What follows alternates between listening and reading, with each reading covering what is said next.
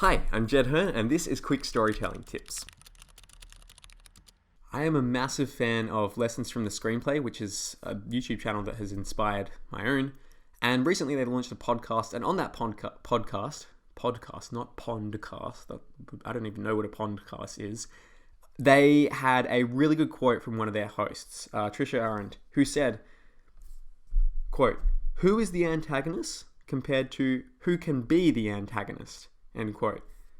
I don't think that's a direct quote, but that's the essence of what she was saying. And this is an amazingly useful bit of writing advice, because when you think who is the antagonist, you're kind of trying to come from the perspective of needing an antagonist first and then fleshing out their character later. So you're like, Jim is the bad guy. Okay, now let me give Jim a personality. But if you come at it from the opposite perspective, so that instead of saying who is the antagonist, the evil person in the story, well, not the evil person, but the person who is the obstacle to the main character, if you can instead say who could be the antagonist, then things get interesting. Because maybe you don't even need a person as the antagonist. Maybe the weather could be the antagonist.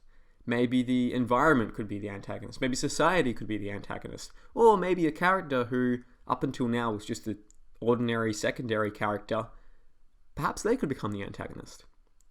So again, it's worth thinking when you're in those initial stages of brainstorming your novel, or even when you're deeper into the writing process and you're wanting to create more conflict in there. Ask yourself, who is the antagonist? Who could be the antagonist? Two different things might produce two vastly different outcomes.